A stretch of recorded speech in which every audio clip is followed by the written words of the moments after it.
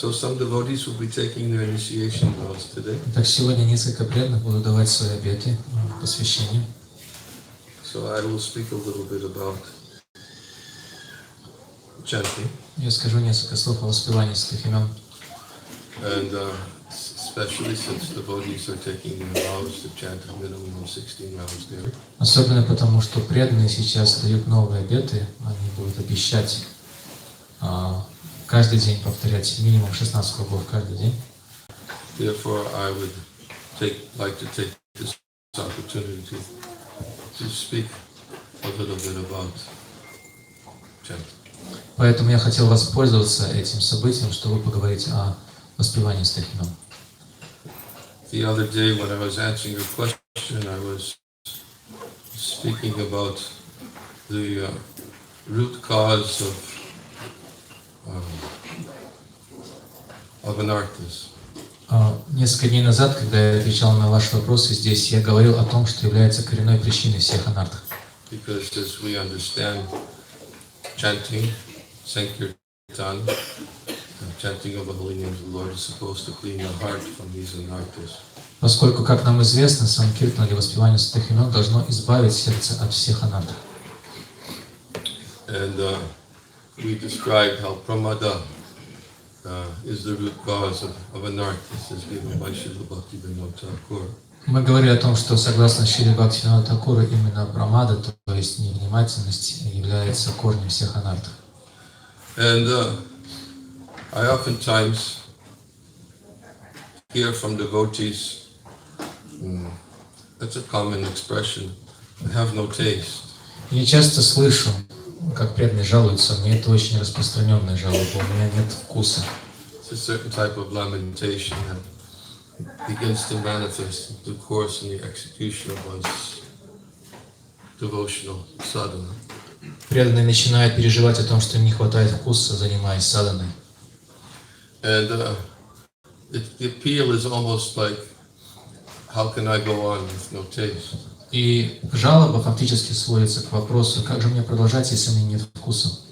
Of course, taste is something that we also spoke about the other day briefly. Разумеется, и о вкусе мы тоже недавно говорили. Taste is something that comes from above. It's divine mercy. Вкратце, потому что вкус исходит на нас как результат божественной милости. And taste is not something that can be obtained by some mechanical process of chanting. И невозможно обрести этот вкус просто благодаря механическому повторению святых имен. To the degree that we lose our taste for material objects, then that degree we have potential to develop some taste in chanting the holy name of the Lord. Настолько, насколько мы утрачиваем вкус к материальным предметам и объектам, настолько у нас появляется шанс развить вкус воспеванию святых имен Господа. And sometimes it seems like a cyclical, endless circle. Well, how do I lose my taste unless I get some higher taste? Однако это кажется порочным кругом, потому что кто-то может задаться вопросом, ну как же я утрачу вкус к материальным вещам, если я не разовью вкус к воспеванию святых имен? And Krishna says in the Bhagavad-Gitу, Vishaya vinivartate naraharasya dehina rasavajam rasopyasya param jistvana vartate, that the embodied soul restricts himself from sense enjoyment even though the taste material object still remains.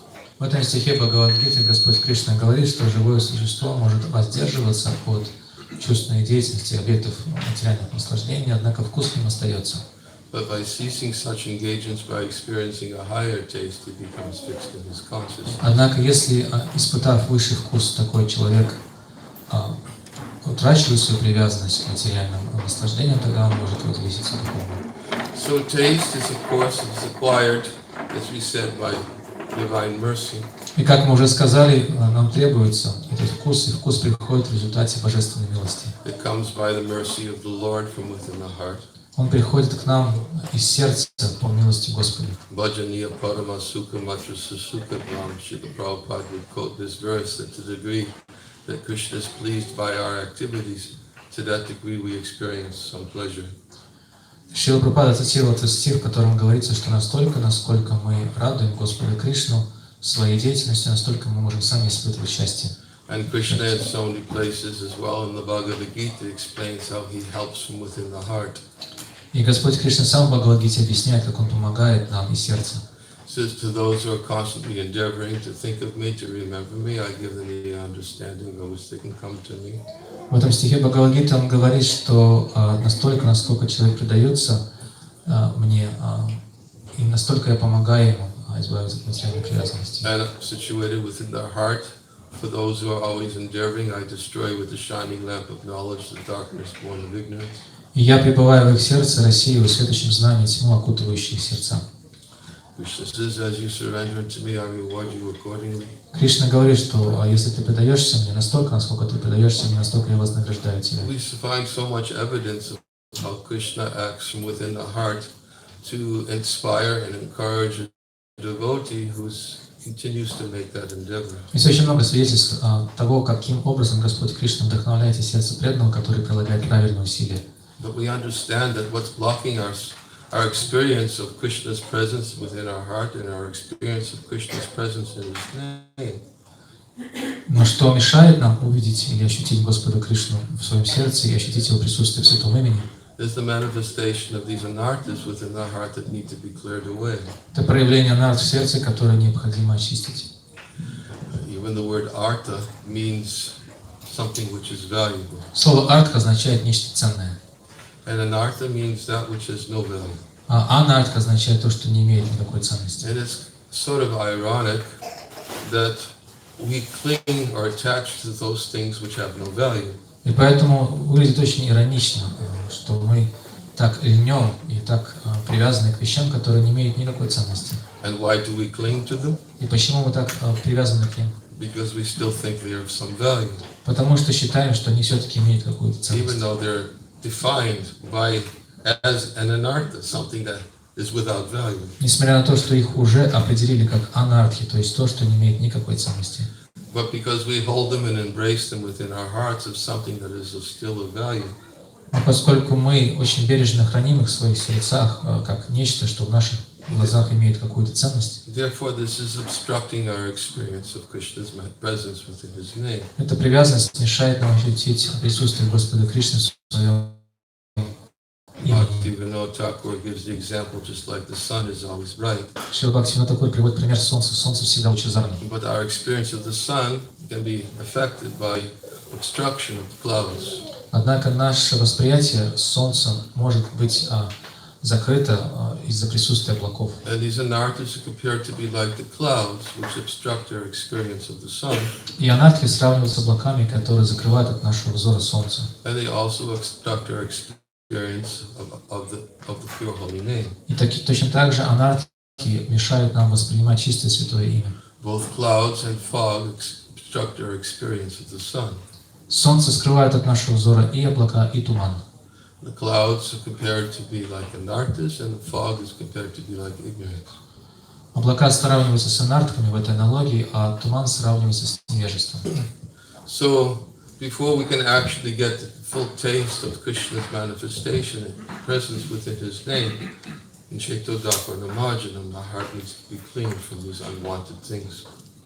Прежде чем мы сможем ощутить присутствие Господа Кришны в Его святом имени, мы должны очистить наше сердце от этих анарчатидабхана марджа. And Bhaktivinoda Thakur in his Bhajan Rahasya, he describes that the very first type of anartha, which is the tattva vibhrama.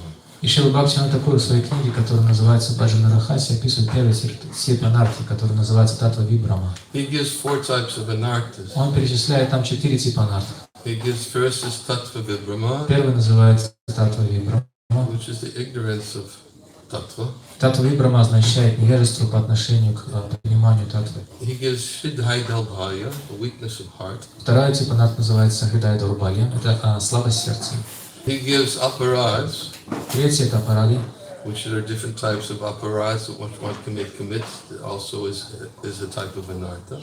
Есть различные виды аппаратов или оскорблений, которые человек имеет риск совершить на пути преданного служения, они тоже составляют одну анартху.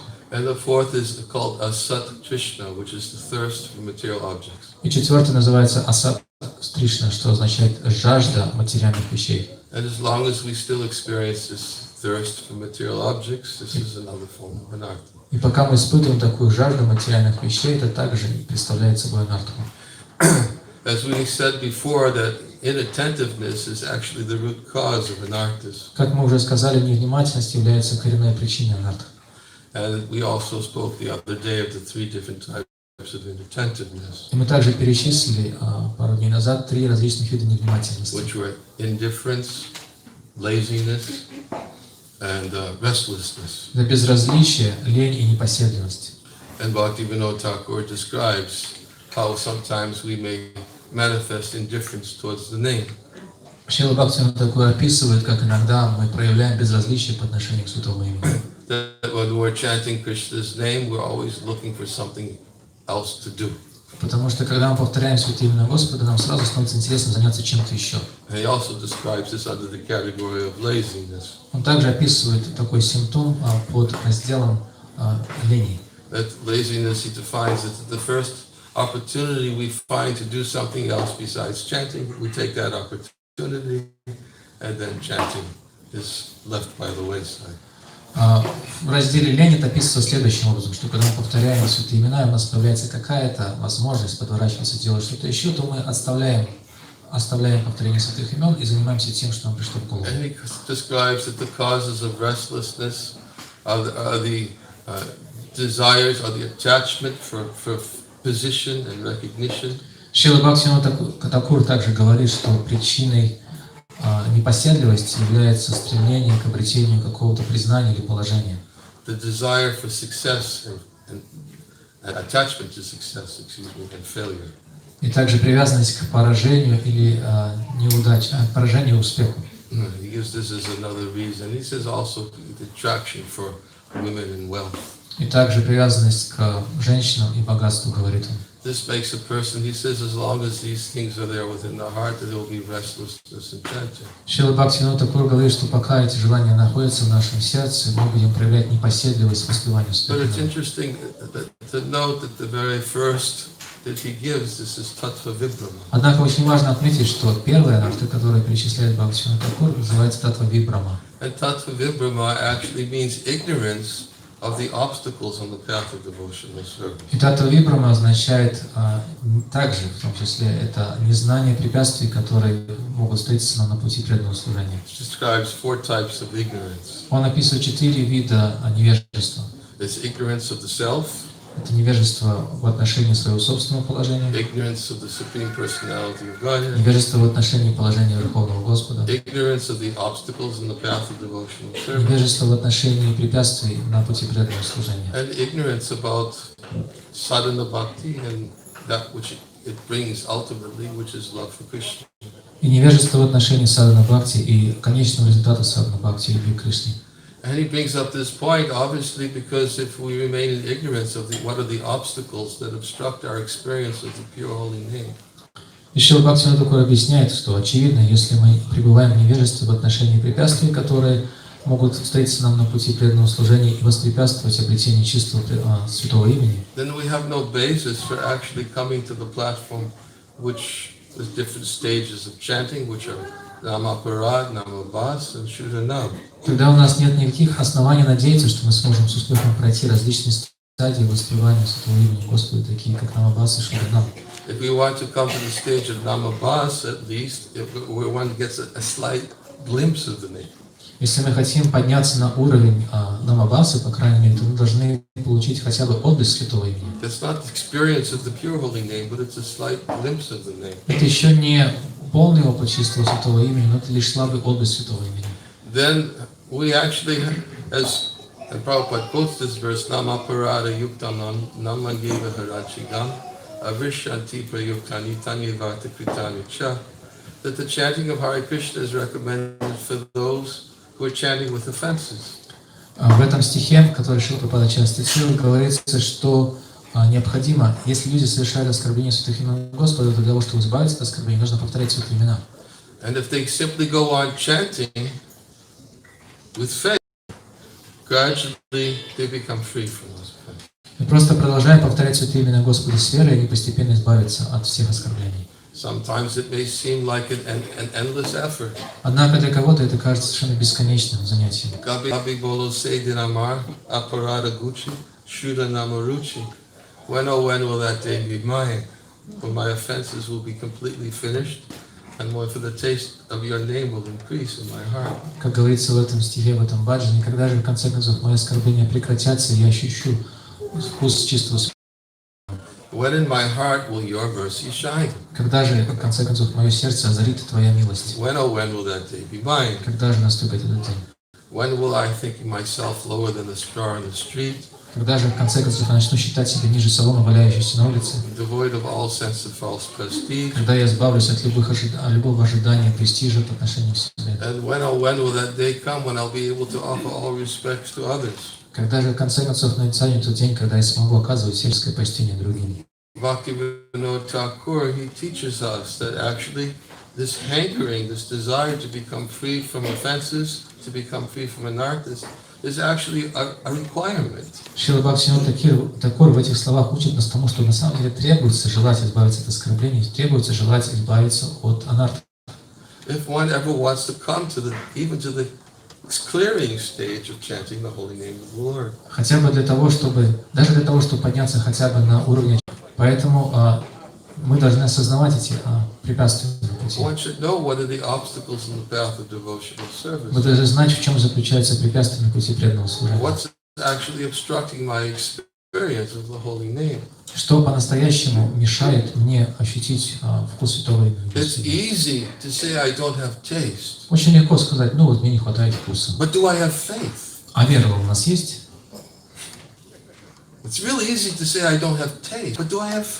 Легко пожаловаться на отсутствие вкуса, но есть ли у нас вера?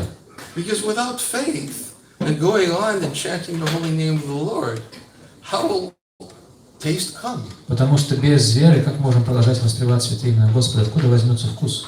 Taste. Faith means Shraddha Shabde Vishvash Kahi Sujita Nishtaya Krishna Bhakti Kali Savakama Kritahaya. Shraddha means firm, confident faith that by chanting Hare Krishna, all of my other duties in life can be fulfilled. И вера означает, как говорится в этом стихе, что это твердая убежденность в том, что если я просто буду повторять Харе Кришна, то тем самым я исполню все другие свои второстепенные обязанности. And contrary to that, alternatively, that if I don't have that faith, then I think that these other duties are more important. Если же, напротив, у меня нет такой веры, тогда я буду считать все другие второстепенные свои обязанности более важными. So Shraddha means this firm, confident faith that I will go on. I have faith that I will go on chanting. И шрада означает твердую убежденность в том, что я всегда буду продолжать повторять святые имена Господа. Even if there's no taste. Даже если вкуса нет. I'll pray to Krishna, please help me. Я буду молиться Кришне, пожалуйста, Господь. Because I see the obstacles that are in my heart are obstructing my experience of your presence in your name. Поскольку я вижу, что эти препятствия в моем сердце мешают мне воспринимать Твое присутствие в Твоем святом имени. And there are so many anarthas, I haven't even given the whole list of them. Есть очень много анарт, я даже не начал их перечислять. We could speak for a long time on the different types of the anarthas which are obstructing our experience of the name. Есть очень много анарт, которые мешают нам воспринимать чистый опыт святого имени Господа, однако мы можем, конечно, посвятить отдельную тему этому. But we should know what they are. Мы можем долго их перечислять, однако мы должны, по крайней мере, знать, в чем они проявляются. If we're not conscious, then we have no basis even for praying to Krishna to please help me overcome these anarthas. Если мы не сознаем их присутствие в нашем сердце, то у нас нет никаких оснований даже молиться Господу Кришне о помощи, чтобы Он помог нам преодолеть эти препятствия. As we said, Hridaya Dalbaya means weakness of heart. Как я сказал, Хридай Дарбалям означает слабость сердца. And the 4 types of Hridaya Dalbaya. И существует 4 типа слабости сердца. Which is attachment to those things that have no connection with Krishna. Привязанность к тем вещам, которые не имеют никакого отношения и связи с Кришной. Это первое. Of course, somebody may say everything is connected to Krishna. Конечно, это кто-то может возразить, ну ведь все же связано с Кришной. This is an easy way out of it. Oh, everything's connected to Krishna. Это очень легкое оправдание, попытка выкрутиться. This is not the source of the material and spiritual world. Все связано с Кришной, потому что Кришна сам говорит, что я источник всех духовных и материальных миров. But Krishna also says, if you see something of any value, but you don't see how it's connected to me, it's my illusory energy. Но при этом Кришна говорит сам также, что если ты видишь что-то, имеющее какую-то ценность в твоих глазах, но при этом не видишь этой связи это вещи со мной, то вот это как раз и есть моя иллюзорная энергия. How many times do we find ourselves appreciating the value of something, but we don't see Krishna's presence? Как часто нам доводится восхищаться ценностью чего-либо в наших глазах, но при этом мы не видим, как Кришна во всем этом присутствует. It's valuable because it either gives me some immediate pleasure or some immediate relief. Это ценно в наших глазах, потому что дает мне какое-то немедленное, моментальное удовлетворение или избавление от чего-то. Or the immediate fulfillment of my desire. Или немедленное осуществление моих собственных желаний. And therefore we place its value on ourselves and not on what's pleasing to Krishna. И поступая таким образом, мы фактически продаем ценность самим себе, а не связи этого с Кришной. We have to be conscious of this. Мы должны осознавать это. It's not that we can immediately come to the platform of pure devotional service. Это не означает, что мы сразу можем в одночасье подняться до уровня чистого преданного служения. First type of weakness of heart is attachment to those things that have no connection with Krishna. Однако первая разновидность слабости сердца заключается в привязанности к вещам, которые не имеют никаких связи с Кришной. Second type of weakness in heart is attachment to prestige and position. И второй вид слабости сердца – это привязанность к престижу и положению. Third is enviousness. Третье – это зависть. The fourth is duplicity, fault finding. А четвертое – это лицемерие и склонность к выискиванию недостатков других. These are all weakness of heart. Все это слабости сердца. The heart is still weak, it's not strong. Сердце по-прежнему слабо, оно не проявляет достаточной силы. But these are anarthas. Но вот это и есть анархия. And they're obstructing our experience of Krishna's presence in His name. И они мешают мне испытать присутствие Господа Кришны в Его имени. So as we were saying before, that before one actually can hope for taste in the holy name of the Lord. И как мы уже объяснили, раньше, чем человек вообще появится надежда испытать вкус к святому имени Господа, One at least has to cultivate faith in the holy name of the Lord. нужно, по крайней мере, взращивать веру. По крайней мере, взращивать веру в святое имя Господа. And the whole process of cultivation of faith is a whole evolution of the path of bhakti. И именно в взращивании веры заключается эволюция на пути бхакти. How is faith awakened? И как же мы пробуждаем веру? Faith is awakened in the association of devotees. Вера пробуждается в общении с преданными. There's so much emphasis is always given in the verses of the Srimad Bhagavatam. Satam prasangam mama viri samvado bhivanti hitprana hirasayana kata tas joshanad ashva pavagavatmani shraddha ratya bhakti ranukramishati. That in the association of devotees. В этом стихе Бхагаватам, например, говорится, что в обществе преданных, if we go on hearing about Krishna, gradually the topics will enter the ear and they'll go into the heart. Если мы будем продолжать в обществе преданных слушать о Кришне, то постепенно темы, связанные с Кришной, проникнут в наше сердце через уши. And as one goes on advancing on this path, И человек, постепенно продвигаясь по этому пути, then gradually what happens? Shraddha ratya bhakti ranukramishati. That if one has faith to go on hearing, если у человека, как говорится в этом стихе, сохраняется вера в слушании, if one has faith to go on chanting, если у человека сохраняется вера в необходимость продолжать воспевать, to go on hearing and chanting transcendental topics, продолжать воспевать и слушать трансцендентные темы, which gradually cleanse the heart, которые постепенно очищают сердце, then what happens is that gradually some detachment is awakened within the heart, тогда постепенно в сердце пробуждается отречение. and then attachment to Krishna begins to manifest. Привязанность к Кришне начинает проявляться. In that state, one will actually be able to begin devotional service. Вот на этом уровне человек может по-настоящему приступить к исполнению преданного служения. So, Shraddha means I will chant Hare Krishna. Поэтому шрада означает, что я буду продолжать повторять Харе Кришна, Even if there's no taste. даже если вкуса нет. I will go on chanting. Я буду продолжать повторять, Because I have faith потому что у меня есть вера, that by continuing to chant, что продолжая воспевать, and gradually the cleansing will take place in the heart. и постепенно, продолжая воспевать, я смогу ощутить очищение своего сердца. How to increase that faith? И как увеличить эту веру? In the association of devotees who have it. А эту веру можно усилить в общении с преданными, у которых эта вера есть. That is our lifeline. Это вот наша связь система жизнеобеспечения в духовной жизни. That is the remedy for all these different types of obstacles on the path of devotional И именно это является лекарством от всех препятствий на пути преданного служения. Therefore, somebody was asking the question yesterday about the difference between unsteadiness and steadiness. Кто-то вчера задал мне вопрос про то, какова разница между неустойчивой практикой преданного служения и стабильной. They were describing how sometimes they feel some spontaneous desire to be Krishna conscious. Эти преданные в разговоре со мной описывали, как иногда они проявляют спонтанное желание быть в сознании Кришны. And they can follow sadhana. И могут с легкостью следовать садхане.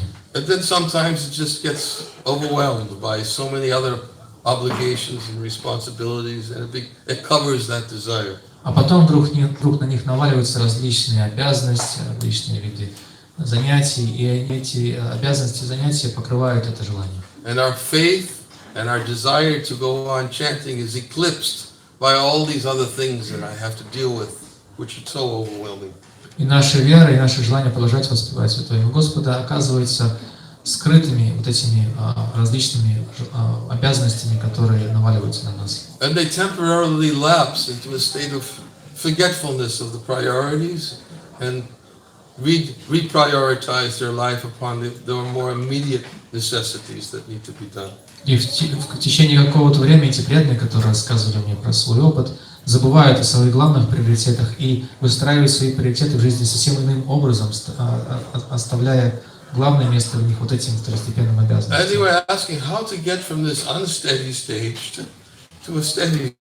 И они спросили у меня, а как же можно перейти от этого уровня нестабильной практики к уровню стабильной практики? And ironically, they were actually referring to a reference that was given in Madhurya Kandambani about unsteady devotional service. В нашей беседе эти преданные сослались на описание в книге, которая называется «Мадхурья Кандамбани», и в которой описываются признаки нестабильного уровня преданного служения. Because there's all these different characteristics of anishtata bhakti, which is unsteady devotional service. Там перечисляются различные симптомы аништита бхакти. Аништита бхакти означает уровень нестабильной практики преданного служения. They're all there. Уцахамай, Видвикалпа, Тарангаранга и прочее. У нас, к сожалению, нет времени, чтобы перечислить их всех. But to get from anishtata to nishtata, Vishwanath Chakravarti Thakur quotes one verse from Srimad Bhagavatam. Однако в этой же книге Вишванатха Чакраварти Тхакур описывает переходную стадию от аништита к ништита, и он цитирует в этой связи одну шлоку из Шримад Бхагавата. He says the transition from anishtata to nishtata is found in the verse from Srimad Bhagavatam. Он говорит, что мост, который переходит нас с уровня аништита бхакти на уровень ништита бхакти, это один стих из Шримад Бхагавата. Nashta pareshu abhideshu nityam bhagavata sevim. He describes this as the transition point between anishtata and nishtata bhakti. Он описывает именно этот стих из Шримад Бхагаватам как переходный пункт между аништита бхакти к ништита бхакти. Which is regularly hearing Srimad Bhagavatam. Это означает регулярно слушать Шримад Бхагаватам. And serving the devotees of the Lord. И служить преданным Господу. And all that is troublesome to the heart becomes practically destroyed. Тогда все то, что беспокоит наше сердце, практически полностью уничтожается. This must continue alongside with our determination to chant Hare Krishna. Вот это должно продолжаться одновременно и параллельно с нашей решимостью продолжать повторять святые имена. Yes, chanting Hare Krishna can give one perfection. Да, повторение святых имен Господа может дать нам все совершенства. Perfection is one of the types of perfection is obtained through simply chanting. Один One type of perfection is obtained simply through hearing. можно достичь одного совершенства, слушая, а другого просто повторяя святые имена. Another perfection is by remembering. И другое совершенство достигается пометованием. There are 9 processes of devotion. Есть 9 процессов преданного служения. But if we want to maintain our faith to go on chanting and hearing, но если мы хотим сохранять свою веру, необходимость продолжать слушать и воспевать, and our determination, then nashta pareshu abhideshu nityam. Также хранить свою решимость, продолжать слушать и воспевать, необходимо воспользоваться этим советом. Нашта праешу абхидрешу нитьям бхагавата. Otherwise, as Bhaktivinoda Thakur says, then these 4 different types of anarthas, they give birth to 6 types of enemies. Потому что в противном случае, говорит Бхактивиданта Тхакур, эти 4 вида анардх порождают 6 видов врагов. What are the 6 types of envies? Что за 6 видов Кама, врагов имеется в виду? крода. Эти 6 врагов — кама, крода, Loba, лоба, Mada, матсария, Matsarya, мада Moha. и моха. Yes. 6 enemies. 6 врагов. And these 6 enemies also is described that gives birth to these 6 enemies, but then also from them comes these 6 waves. И говорится, что эти анархи, 4 вида анархи не только порождают 6 видов врагов, но из этих 6 врагов берется 6 видов волн. What are the 6 waves? Что за 6 волн? Do you know what they are? Знаете эти волны? Distress, illusion, Это hunger, беспокойство, иллюзия, thirst. голод, жажда. What's the other 2? Еще какие два? Две волны.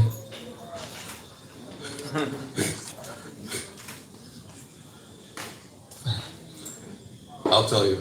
Я скажу, может не заглядывать. Old age and death. Старость и смерть. Yes, we tend to forget about this. Мы забываем о старости и смерти. Иногда. These are the 6 waves Это 6 волн, that we all have to continue to suffer under. которые носят нас туда-сюда и заставляют страдать. We should know about these things. Мы должны знать об этом. We should be conscious of them and be actually pray sincerely by daily chanting our fixed number of prescribed number of rounds. Мы должны осознавать их и искренне молиться, каждый день воспевая предписанное число кругов And by regularly doing Srimad Bhagavatam and и association. регулярно слушая Шримад Бхагаватам в обществе преданных. I've spoken longer than I should have spoken. Now they have to give initiation and you have to go take breakfast. Я уже проговорил дольше, чем должен был, поэтому я сейчас должен дать посвящение преданным, отпустить вас на завтрак.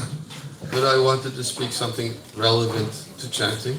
Однако я хотел сказать, обратиться к вам с актуальными наставлениями в отношении воспевания стихов.